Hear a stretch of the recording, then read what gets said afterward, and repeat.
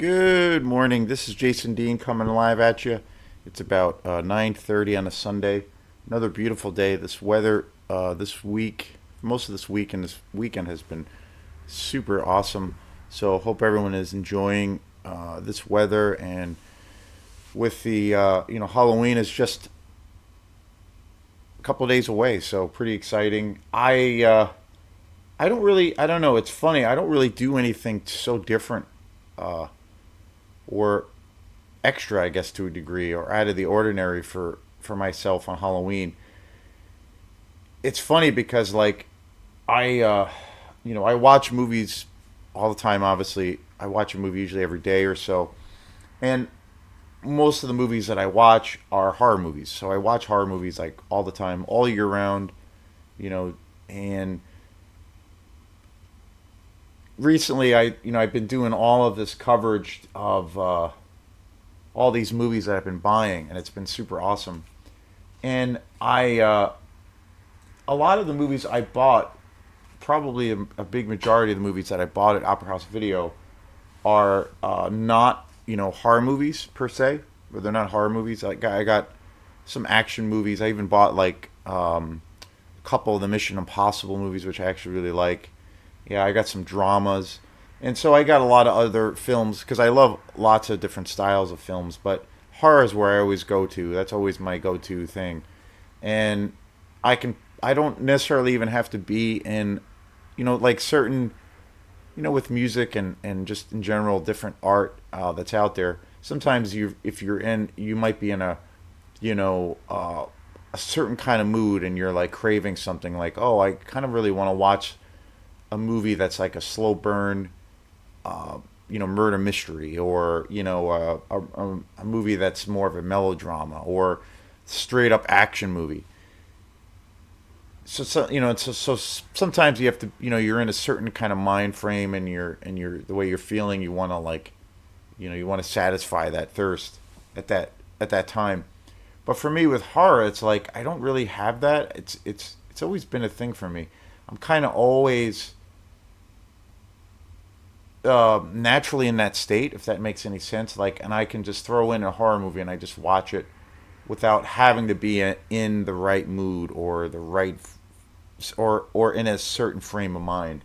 It's just naturally how I am. So, but it was funny because I last night um,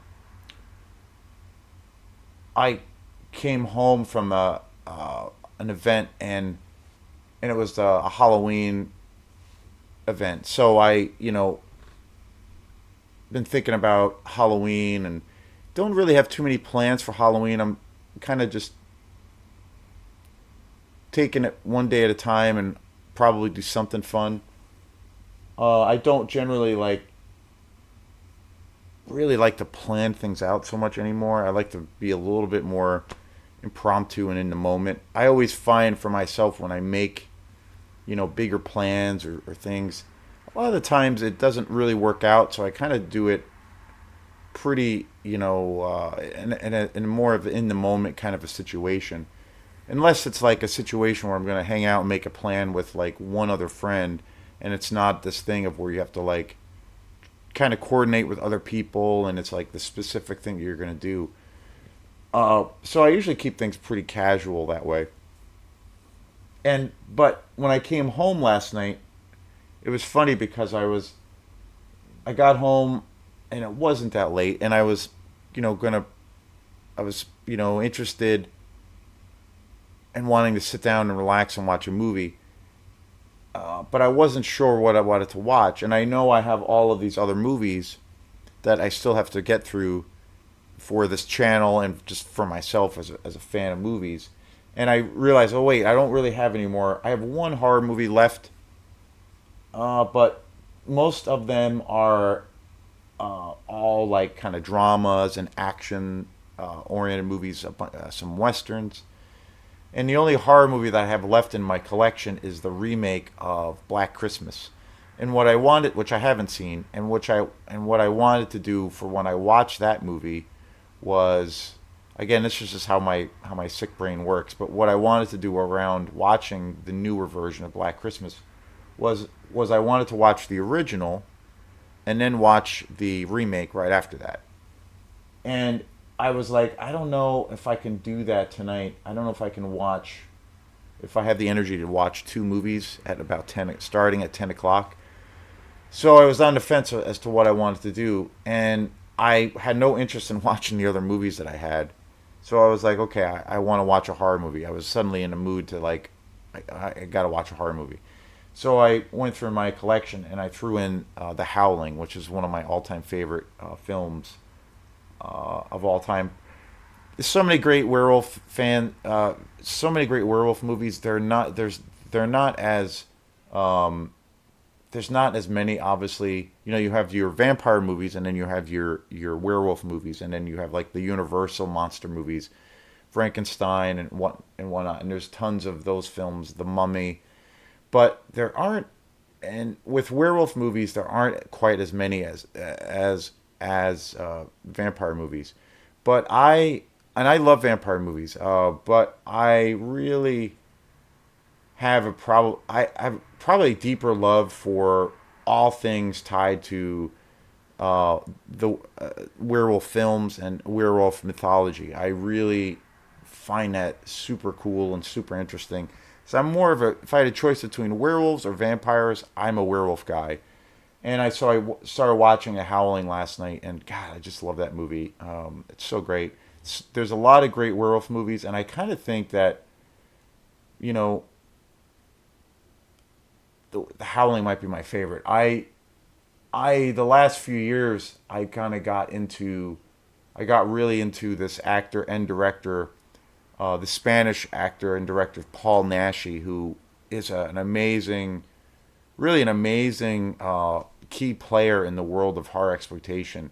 He's directed some really cool movies, but he's also starred in a whole ton of werewolf movies that are just awesome and amazing.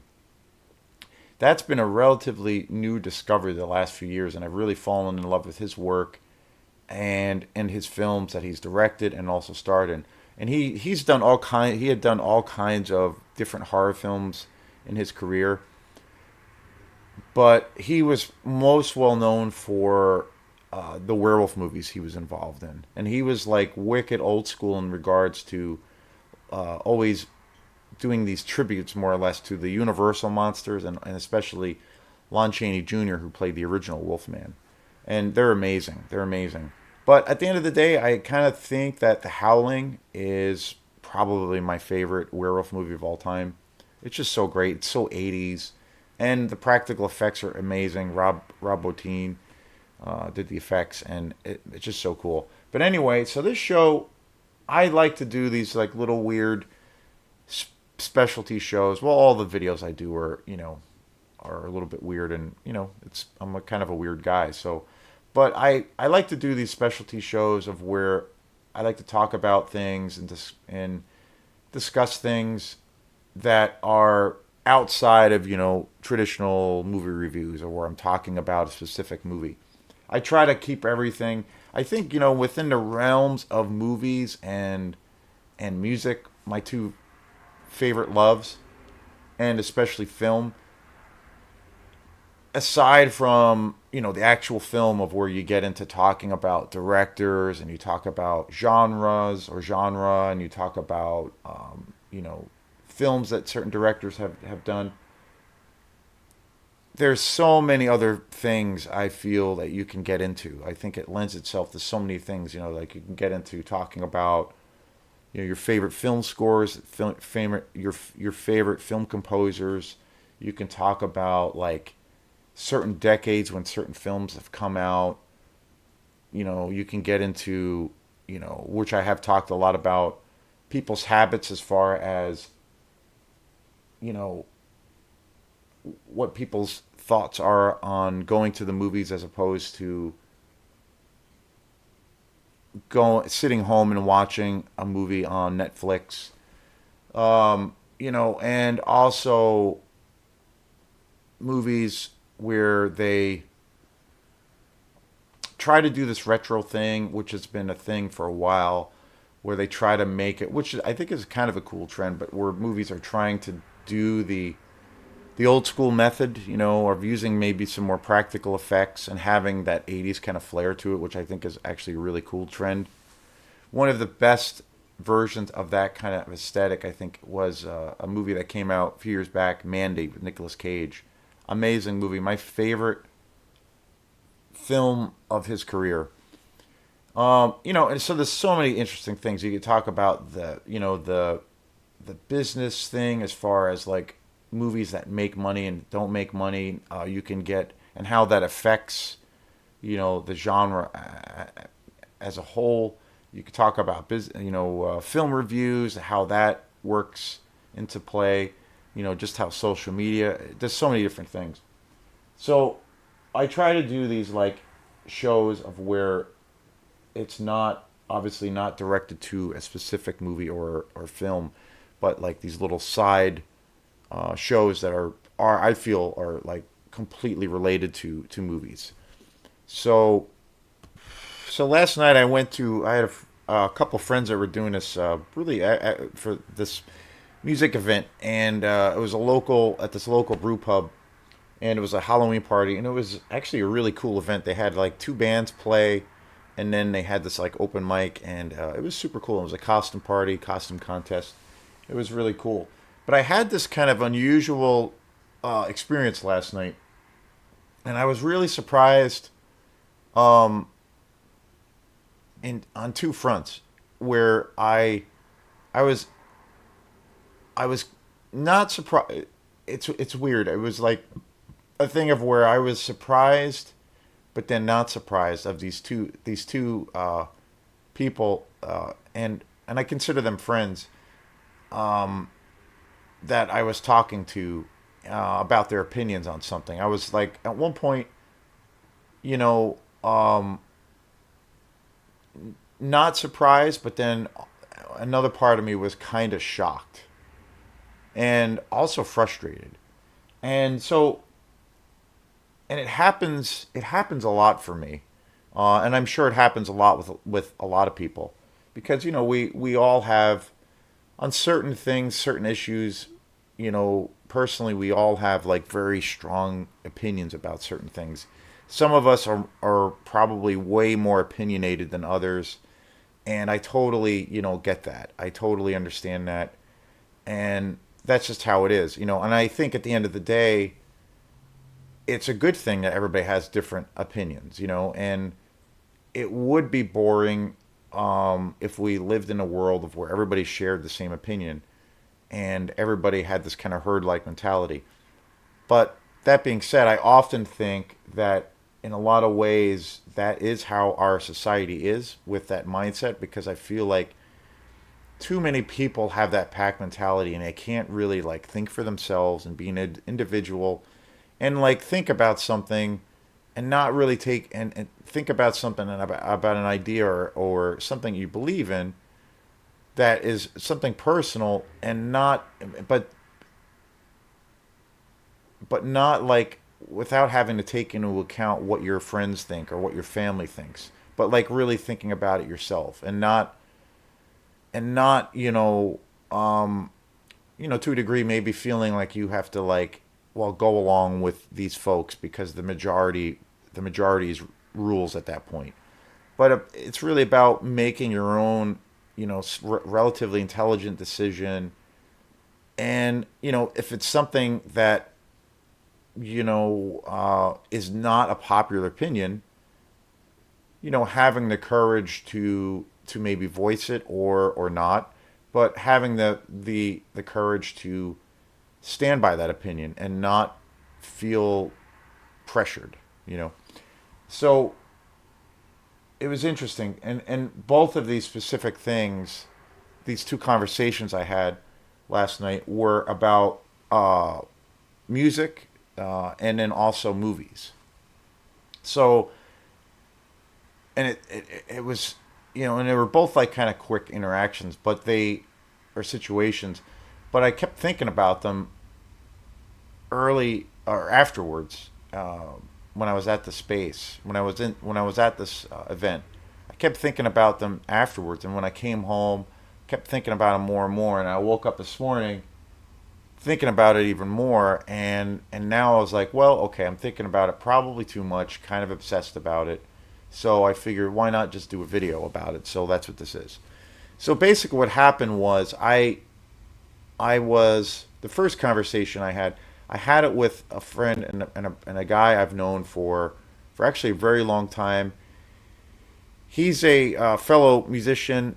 He also we actually even play in a band together. He plays percussion in a band that I play in, and he is also a really great musician.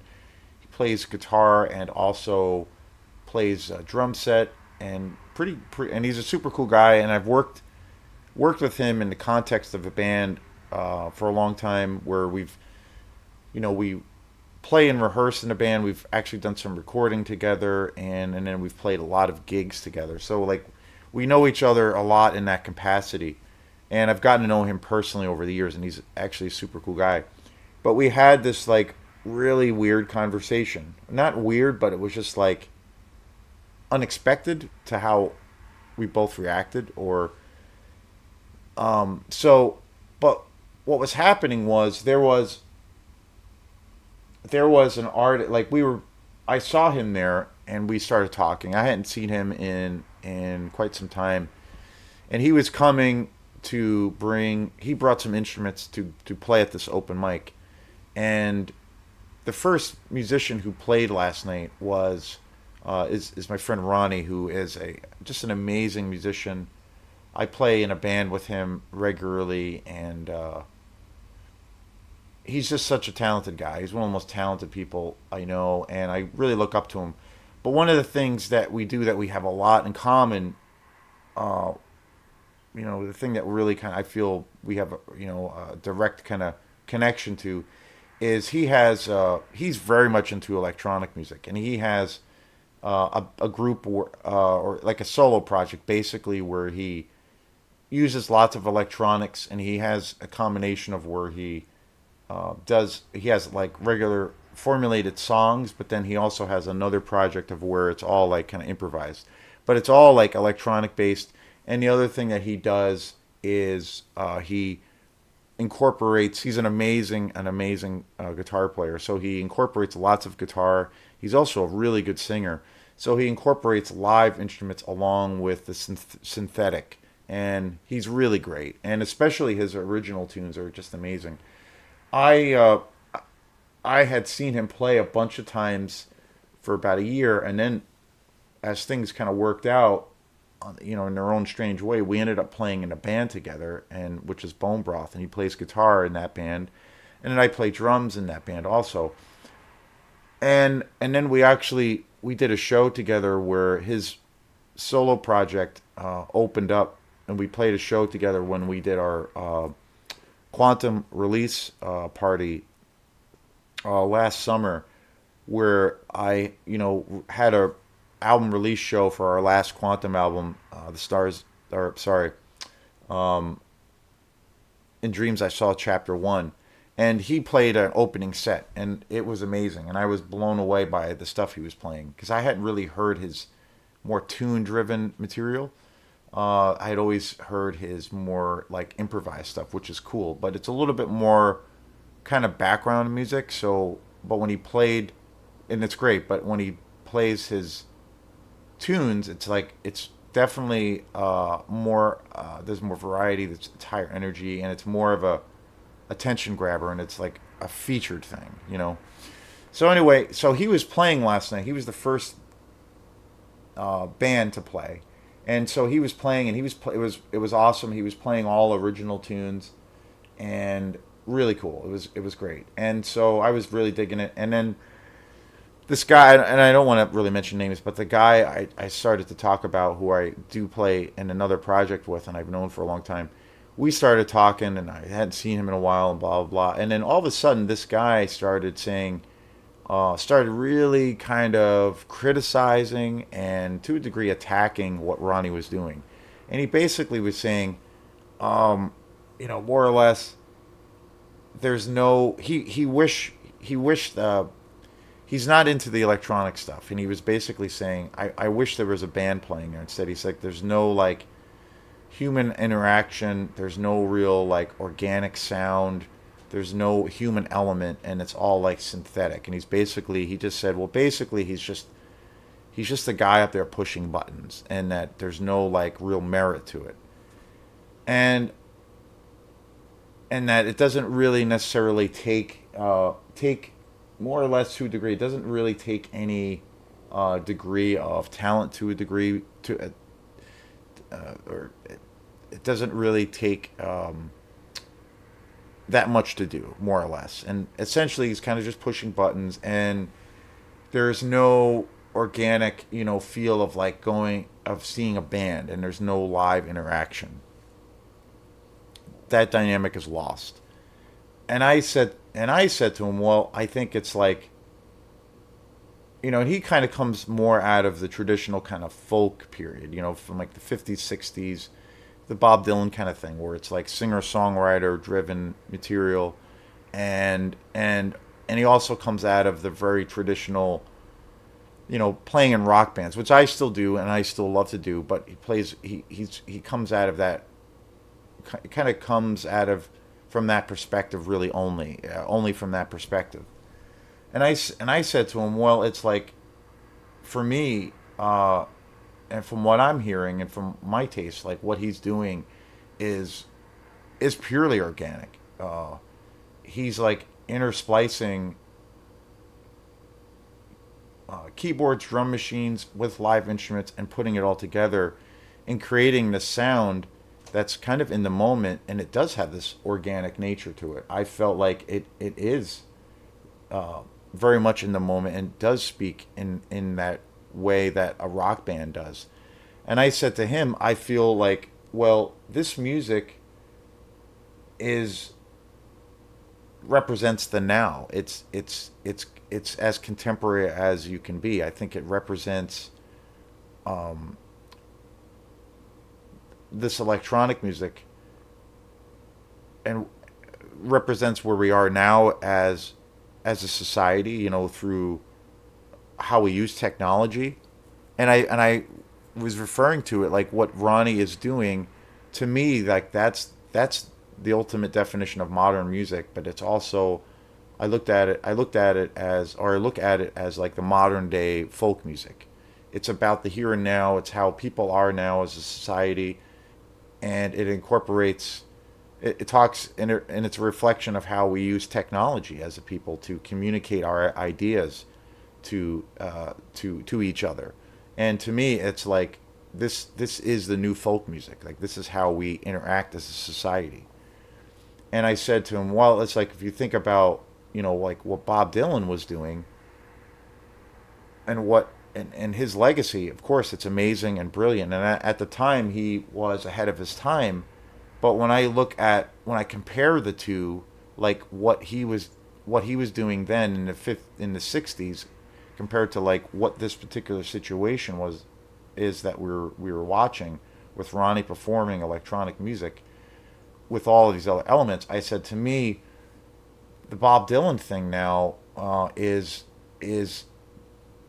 I look at it as, without being disrespectful to his legacy, and without holding him in the rightful high regard that he is, or that he was.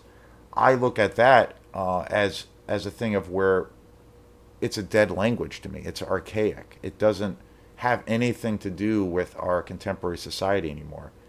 And that's why I was looking at this electronic thing as being, this is the new Bob Dylan. This is the new folk music. This represents who we are as a society. And and he got kind of worked up about it. I kind of got worked up about it. And he kind of just went through this whole thing again, just saying, well, it's not really, there's nothing, he wants to see a live, a live band of like live musicians playing together and having that kind of organic experience. And I said to him, well, for me, I feel that's exactly what you're getting. Like he's interacting with this technology, and and he's bringing all of these different things to this live setting, and he's creating all of these things in the moment to a degree, and he's reacting to the audience, he's reacting to himself, and he's more or less starting with a blank canvas, and you know and painting these colors as we go, and as that moment is unfolding.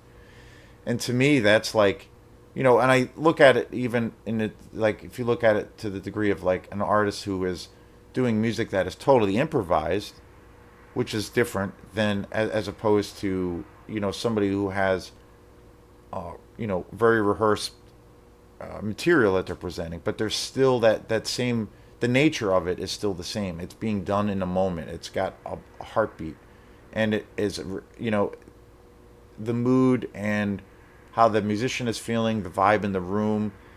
That same thing is always going to have an influence on what's going on and transpiring in that live setting. So to me, there isn't really any difference in a lot of ways. And I felt I'm getting that same exact experience from what he's doing now, and in some, and in a lot of ways, I'm getting more of that because of the nature of the aesthetic that he's using. And then, so I don't know, we kind of got in this weird thing, and not like confrontational, but I was very like, I found myself being really defensive, and not like we didn't get into an argument, but I just got really, I felt like I got my feathers ruffled, and I was like, I got really defensive, and I didn't get angry at him because it's, we all have our opinions, and then sometimes, and I think it's great to have differing opinions, but being able to hopefully express certain things, even when we have these differing opinions, where you cannot, you're hopefully you're not an asshole, because too often in our society, especially with social media, uh, people are assholes to each other, and they're mean and cruel to each other, and I don't want to be that person. But at the same time, I was like, well, this is like a reoccurring idea and headspace that so many people have around modern electronic music. I almost think it's safe to say it's kind of like a prevailing attitude that most people have, and the majority of people have this idea.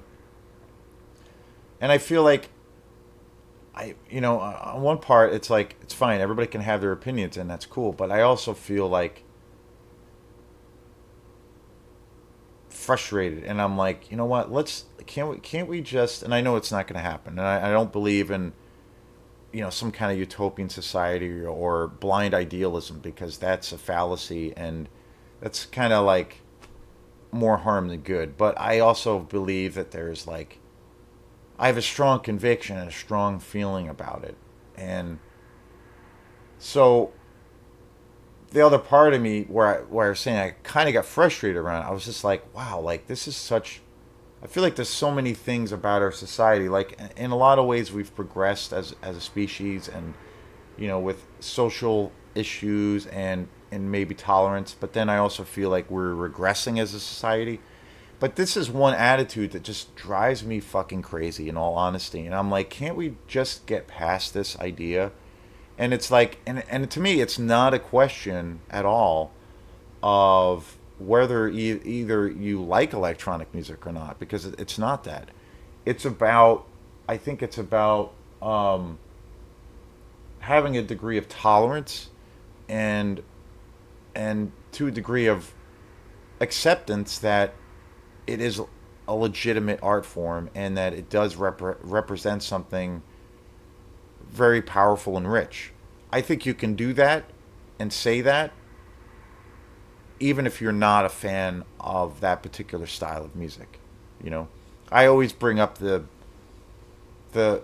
same kind of comparison for myself, and I look at it in this way, where I talked a lot about this comparison, where I'm not a big fan of the Grateful Dead. I'm not really a fan of the whole kind of jam band thing, and I'm not really a fan of the style of of the Grateful Dead, and I know that that is a huge, and I'm so in the minority for saying that, and that's fine.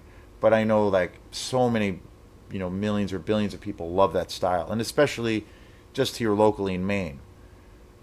And I'm not a fan of that music, but I have total respect for what those guys did as a band, and I definitely give them props for being, kind of legendary in their respected field and also being game changers. And they were also very innovative, and they really, changed the whole like musical landscape as far as like what independent artists can do in the face of corporate America. They've done so many things. So I totally give them respect. I totally absolutely give them respect. And I feel like what this guy's attitude is it's not being respectful of a genre. It's not. And not acknowledging that, well, it does have merit and it does have value. I don't have to like it. I don't have to accept it. It's not necessarily my jam, but I have to give it props. And I have to say, well, it does represent something important. And I feel like that's the difference in the attitude. So, but what do I know? I'm full of shit. So that's just my opinion on that kind of thing. And then the other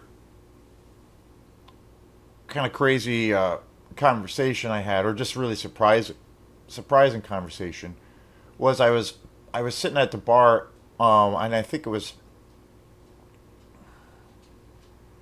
actually I think this first situation around the music, this was second, but this happened second. But the first situation happened where I was sitting at the bar for a while, and a guy that I know and his girlfriend, who I know pretty well, but I know him very, very well. I've known him for a super long time. He came in, and he's a cool guy, and I've known him for a super, for years, and I've known his sister, and he's a really cool guy, and he's like, really. The last time I had seen both of them out, we were talking a lot about movies, and I found out that they are also real big movie fans, and they both buy lots of physical media. They have a huge like Blu-ray collection. They're totally into like their favorite genre. The other thing that was really cool was that they're totally into, or at least they were saying or claimed to be, but I'll get into that. But they were saying how like their favorite genre is like science fiction, and especially like they were talking about horror films that they were into, and they were naming a lot of films like a lot of pretty cool like exploitation horror movies, which are my favorite, and different companies that they're into. Like Arrow. Arrow is a company out there that puts out a lot of really amazing Blu-ray editions of a lot of old school horror exploitation movies and B movies. They were also talking about Vinegar Syndrome, and a lot of horror exploitation movies that were coming out. And Arrow is one company that is a little bit different, I think, than the other companies like Blue Underground and Mono Macabre, which is my favorite. Synapse. Arrow tends to do, although their catalog is amazing, but they seem to not just do exploitation movies. They'll do other films. They'll do art house films. They have a pretty broad range of other styles that they incorporate, but they're still primarily like focused on the kind of the B movie exploitation world. But an amazing company. And so I was really blown away. And this was like probably about a month ago. I ran into them, and I knew they liked movies and stuff, but I didn't know that they were like really into film. And I was like, that's awesome. And we talked about like let's get together and like watch some movies or something. So it was cool. And I know they're really into horror and things like that, science fiction, and they're both like super nerds, into that, into the same thing that I'm into. So it was cool. And then um, they also, we've talked a lot about our love for the Waldo Theater. They go to a lot of the movies. I just did a big review of getting. I got to go see uh, Suspiria the other night at the Waldo Theater, and it was a show put on by the Waldo After Dark. An amazing place, amazing people, and theater group, they basically show all these great B exploitation movies from the 70s and 80s, and it's amazing. I try to go as often as I can, and going to see Suspiria the other night was one of the greatest film going experiences I've ever had. It was so fun and it was so awesome. And so, they have a deep love of going to that series, and I've seen them at the movies there a couple times. The last One of the last movies I saw there was they also do where they also do where they also show animated movies. Uh, and they had Akira there, and so that was amazing to see on the big screen, and they were there at that. So, but they've said that they've gone to it a bunch of times and they really support it. And so I saw them last night, and we're sitting at the bar, and I think I brought it up first. I was like, yeah, um, I was like, yeah, I went to the Waldorf Theater last night, and the Waldorf After Dark. They had Suspiria on the on the big screen, and I had told them, yeah, I was just like blown away by it. And I said to them, it's like it's one of my all-time favorite films. It's like an essential horror film, and to see it on the big screen. And I said, yeah, I had just recently bought it on Blu-ray and 4K, but so I've seen that movie so many times. But I said, seeing it on the big screen, it felt literally like I had like watching it for the first time. It was so awesome. And then his comment was, yeah, I didn't go, and he said something where I haven't really been into the movies that they've been showing lately, and especially the last one. And I was like, oh, really? Oh, okay. And he asked me, what was the last movie that they showed before last night? Well, I said they've been showing Dario Argento movies, and they had another Dario Argento movie um, like a few weeks before, and I had said, yeah, I didn't go to that one. It's a pretty good one. It's not one of his better ones, but it's like one of his more relatively more one of his older or newer releases relatively. I love the old school stuff of his, but he's got so many great movies, and he's a legend. And I said, yeah, that movie's pretty good. But I said, yeah, Suspiria was the one I got it. That was the one I needed to see. Phenomenon was the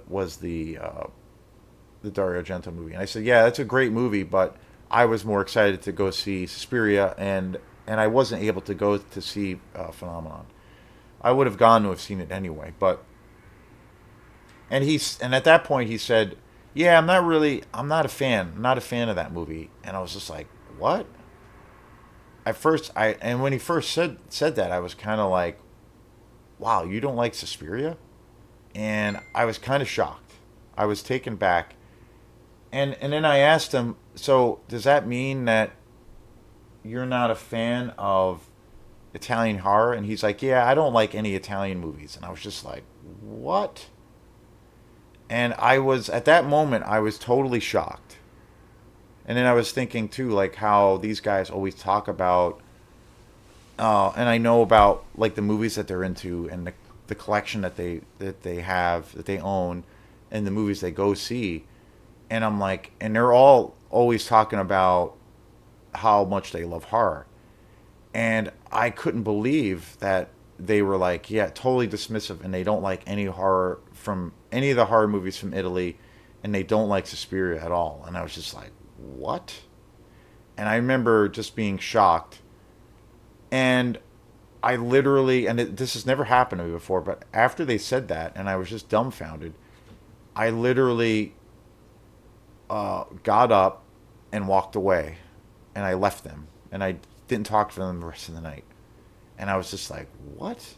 And my first reaction was like, and again, we all have strong opinions and stuff, but my first reaction to that was, what the fuck? You call yourself a horror fan, and you don't even have an appreciation or a respect for Suspiria, which is easily one of the essential movies in the horror genre that you need to love or need to watch. or at least you might not. It goes back to what I said about the music thing. You need to have respect for it, even if you don't like it. And but to me, it's like it's so essential. It's like it's one of the blueprints for horror films. And like Suspiria is, the most commercially well known horror or Italian horror exploitation movie of its time. It's a movie that for people who are horror fans that might not have like checked out any of the great Italian films from the 70s or 60s or 80s, but everybody and their grandmother at least knows of Suspiria because that movie was commercially huge and it's a household name in the horror genre. And I and it's gotten all the accolades that you can possibly, that a film can get and praise. I love Italian horror. There's so many great directors. A lot of the times I feel like it would be cool if people dove a little bit more into other films besides Suspiria, and without knocking Suspiria at all because it's a masterpiece, but there's so many other great films in that genre that are so underground that a lot of people haven't seen, but the Italian genre is so rich and so vast. And just within the body of work that Dario Argento has done, there's so many amazing films in his career that don't get talked about nowhere near as much as Suspiria. But when he just had this totally cold and dismissive attitude, my first reaction was like, no, how's that possible? Like, he's not a fan of horror. If to me, it's like, I, to me, it's like equivalent to like saying something like where you might be, I don't know, something like, say you love all things American and you like, all things like, say, in American culture, but you think apple pie is disgusting. Um, and you disregard it. Whereas like that's an essential part of that culture. It just doesn't